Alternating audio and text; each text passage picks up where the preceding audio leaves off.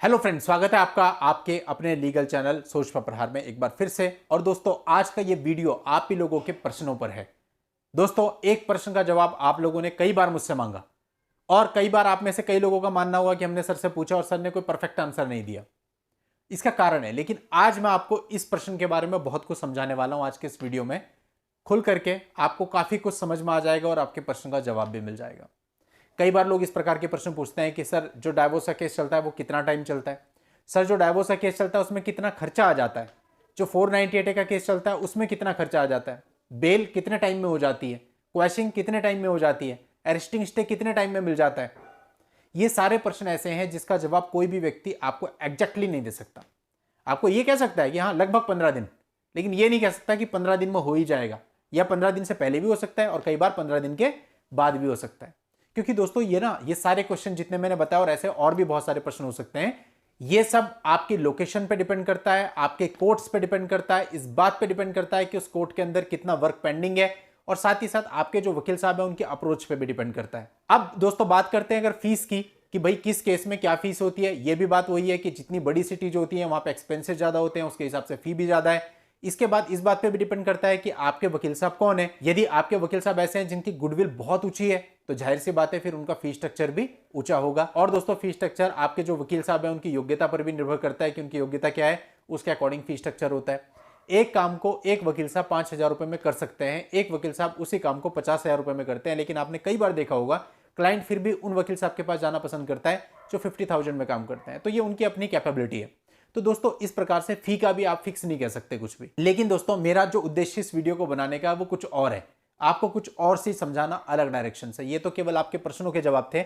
अब आज की इस वीडियो में आपको एक गणना दूंगा और मेरे को पूरी उम्मीद है कि इस गणना को जानने के बाद आपको सारी क्लैरिटी आ जाएगी बहुत सारी चीजों पे। दोस्तों, ये लीगल फील्ड ऐसी होती है, इसमें स्टार्टिंग में आदमी अंदाजा नहीं लगा पाता कि मेरे को कितना खर्चा लग जाएगा या मेरी कितनी हैरेसमेंट हो जाएगी, ये भी उसको अंदाजा नहीं होता। मेरा कितना टाइम चला जाएगा, ये भी उसको अंदाजा नहीं होता। दोस्तों, मान के चल लेते हैं कि आप बहुत बड़ी लोकेशन से नहीं है, आपका शहर ना तो बहुत ज्यादा बड़ा है ना बहुत ज्यादा छोटा है, और जो वकील साहब भी आपने किए हैं वो भी नॉर्मल के, ऐसा नहीं है कि आपने बहुत बड़े वकील कर लिए हैं, नॉर्मल वकील हैं। तो ऐसे में अगर मैं मान के चलते हैं कि अगर आपके एक केस का खर्चा ईयरली 30 से 40,000 के बीच में भी रहता है मिनिमम, तो दोस्तों आपके कम से कम देखो 3 केस तो चल ही रहे होते हैं। इधर 498 चल रहा होता है, डीवी का चल रहा होता है, 125 का चल रहा होता है। तो थोड़ा कैलकुलेशन लगाते हैं, अगर हम 35 भी पकड़ के चलते हैं तो ईयरली आपका 1,05,000 रुपए हो गया। इसके बाद दोस्तों, इसमें थोड़ी सी कैलकुलेशन हम और ऐड करते हैं। अब इन सारे केसेस के दौरान आपने हो सकता है 498 के लिए कोई FIR क्वेश्चन डाली हो, या फिर यह भी हो सकता है कि आप डीवी में क्वेश्चन के लिए गए हो, या ये भी हो सकता है किसी में आप डिस्चार्ज के लिए गए हो। ये भी हो जाता है कई बार कोई ऑर्डर गलत हो जाता है तो हमें हाईकोर्ट जाना पड़ता है। यानी ये बहुत सारी चीजें एडिशनल चल रही होती हैं। और अब मोटा मोटा मान के चलें, अगर एक बार आप हाईकोर्ट जाते हो, हाईकोर्ट की पूरी प्रोसीडिंग जितनी होती है उसके अंतर्गत आपका 40 से 50,000 का भी खर्चा अगर एक प्रोसीडिंग में आ जाता है और आपकी ऐसी 2 प्रोसीडिंग भी चल रही हैं, तो 1,00,000 रुपए आप ये जोड़ लीजिए। और अगर किसी कारणवश आपको माननीय सुप्रीम कोर्ट में जाना पड़ता है, तो माननीय सुप्रीम कोर्ट में जो फीस स्ट्रक्चर होता है आपका 60,000 प्लस ही वहां के जो वकील साहब होते हैं लेते हैं। ऐसा नहीं सभी ऐसे हैं, कुछ लोग ऐसे भी होते हैं जो मामले को देखते हुए कर लेते हैं, क्लाइंट को देखते हुए एडजस्ट कर लेते हैं। लेकिन मैं एक नॉर्मल बात लेकर के चल रहा हूं। अब दोस्तों, इसके बाद फिर आप भी अपनी तरफ से कोई ना कोई केस करते हैं। लाइक आप मान लेते हैं अपनी तरफ से डाइवोर्स डालते हैं, या मान लेते हैं कोई ऐसा मामला है कि जहां पे उनकी तरफ से गलती हुई है, आप कोई काउंटर केस डालते हैं, कोई डिफेमेशन का केस डालते हैं, कुछ और डालते हैं, तो जाहिर सी बात है उसमें भी खर्चा आएगा। अब वहां पे भी आप 30 से 40,000 ईयरली जोड़ लीजिए। तो ये सारा मिला के अगर मान लेते हैं आपके 5 केस भी हैं और आप 30 से लेके 40,000 के बीच का पर ईयर के हिसाब से जोड़ते हैं, तो लगभग आपका 1,50,000 रुपया मोटा मोटा हो गया ईयरली। अब ये केस कितना टाइम चलेंगे आप सब जानते हैं, 7 साल 8 साल कितना टाइम चलेंगे, है ना। और उसके बीच में आपका मेंटेनेंस का भी ऑर्डर हो जाता है। अब वो 20,000 रुपये महीना हो सकता है, 25,000 रुपये महीना हो सकता है, आपकी सैलरी के अकॉर्डिंग होगा। तो अब आपके ऊपर एक तो ये केसेज का बर्डन हो गया जिसका मोटा मोटा पकड़ लो 1,50,000 रुपए लगभग आपका वहां पे जा रहा है। इसके अलावा मेंटेनेंस में आपका हर साल अगर 20,000 रुपए का भी कम से कम ऑर्डर है तो 2.5 लाख रुपए आपका वहां जा रहा है। तो 2.5 और 1.5 4 लाख रुपए ईयरली आप खर्च कर रहे हो अपने केसेज को रन करने में। और अब आपको यह भी पता है कि ये जो केसेज हैं कम से कम 7 साल 8 साल 9 साल और कई बार 10 साल भी ले लेते हैं। तो अगर हम नॉर्मली 8 साल भी पकड़ के चलें तो 8 चौके 32 यानी 32 लाख रुपीज का आपका टोटल खर्चा आ गया। और उसके बाद भी आप छूटे नहीं, क्योंकि मेंटेनेंस तो आपको अभी भी देना है, मेंटेनेंस तो उसके बाद भी चलता रहेगा। या फिर ये होगा कि आपको वन टाइम परमानेंट एलिमनी देनी पड़ेगी।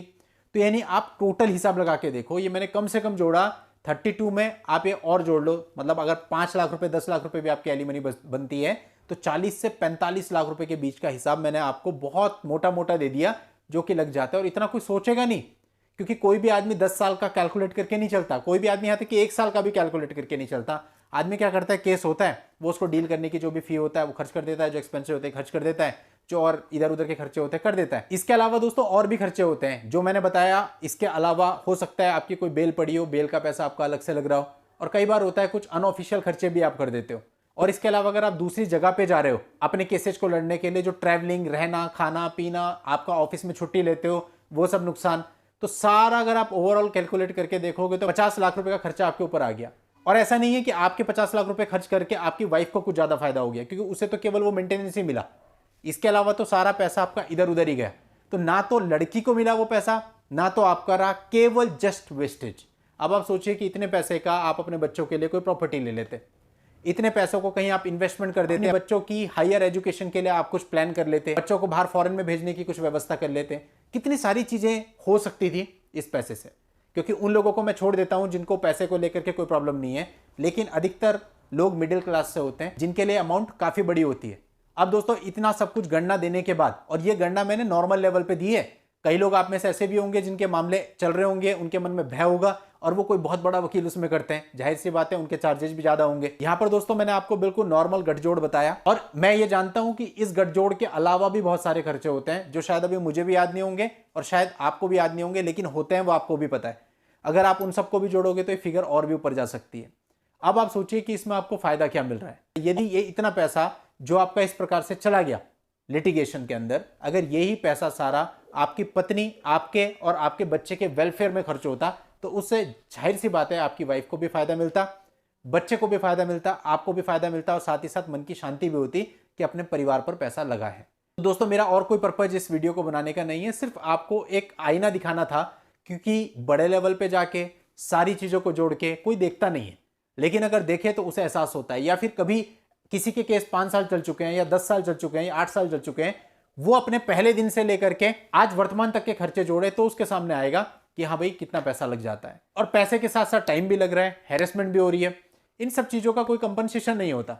इसलिए मेरा आपसे यही निवेदन है कि भैया सोच समझ के इन चीजों को करो। अगर आपको लगता है कि चीजें निपट सकती हैं तो निपटा लो, ये जो लिटिगेशन होती है ये आपका आखिरी ऑप्शन होना चाहिए।